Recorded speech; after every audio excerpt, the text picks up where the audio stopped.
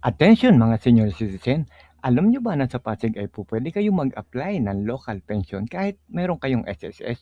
So alamin natin baka meron na rin sa inyong lugar at paano tayo mag-apply at magkano ang magiging payout.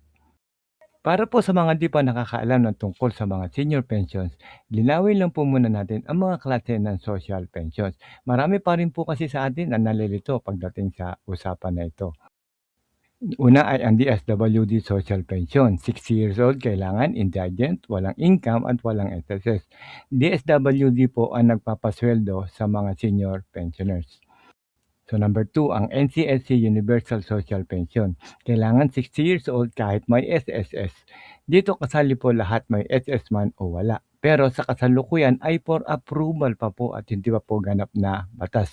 Mareong po silang payout pero para lang po sa mga may edad na 80, 85, 90, 95 at 100 years old. At naka-schedule po sila ng payout ngayong February. May video na rin po tayo niyan tungkol sa payout ng mga centenarian. So ilalagay ko rin ang link sa description para pwede nyo mapanood anytime. Number 3, ang local social pension. Ito naman po ay batay sa inyong lugar at desisyon ng LGU ang pagbibigay ng pensyon sa mga seniors. Katulad po ng topic natin ngayon na Pasig Local Social Pension. May mga ibang LGU na rin na nagbibigay ng local social pension sa mga senior citizen katulad po ng sa Pasig, Las Piñas, Manila, Makati at Quezon City. Sa ibang LGU, ang tawag po nila rito ay local cash benefits o kaya ay senior citizen assistance. Kasama na rin dito ang ibang mga lugar katulad ng Binyan City sa Laguna, Bacolod, Sampaloc sa Quezon, nagbibigay na rin po sila at sa Pakil, Laguna. So, i-check nyo sa inyong mga lugar kung mayroon na rin silang mga local social pension o kaya ay local cash benefits o kaya ay senior citizen assistance na para lang sa mga senior citizen.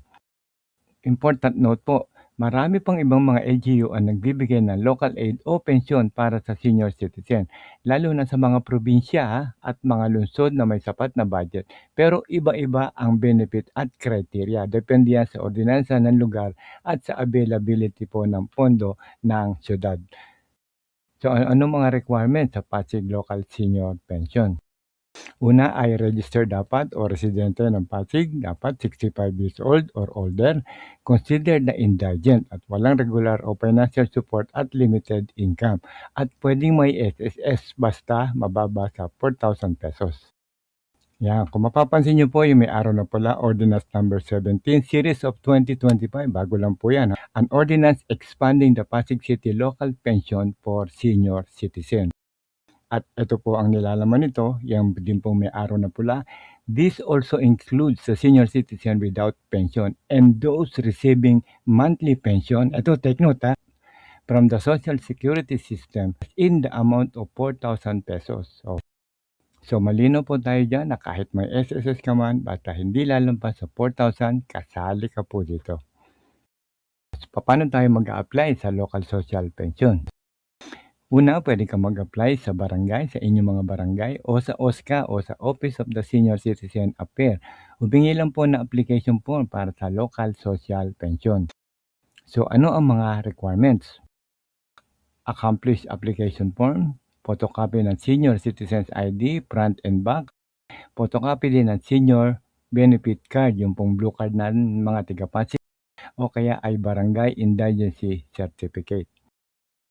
Pagkatapos may submit ang mga requirements, antayin ang home visit. Meron po yung home visit para ma-verify nila na tiga-Pasig ang aplikante at doon kayo umuwi.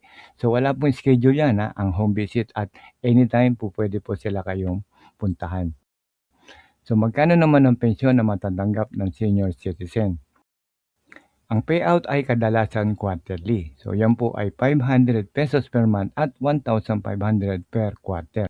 I-announce ng OSCA o barangay ang inyong schedule o kung ikaw ay wala pang blue card at ikaw ay manual payout. Reminder lang po, ang Pasig City ay nag-expand ng kanilang programa kasama ang may mga SSS kung ito ay mababa sa 4,000 pesos. So hindi po lahat ng may SSS ay qualified sa programa na ito. Isa pa po sa magandang balita sa Pasig, may cash incentive po ang mga board passers Very good at congratulations sa mga tiga-Pasig. So punta lang po kayo sa munisipyo at i-claim ang inyong cash gift. So ang Pasig City OSCA hotline naman o landline ay nandiyan na po sa inyong screen. Pwede niyo po silang tawagan at pwede po kayong magtanong kung mayroon pa kayong mga ibang katanungan. So hanggang dito na lamang at sana ay nakatulong po muli kami sa inyo. Huwag niyo lang po kakalimutan na mag-like, comment at share niyo na rin ang magandang balita na to.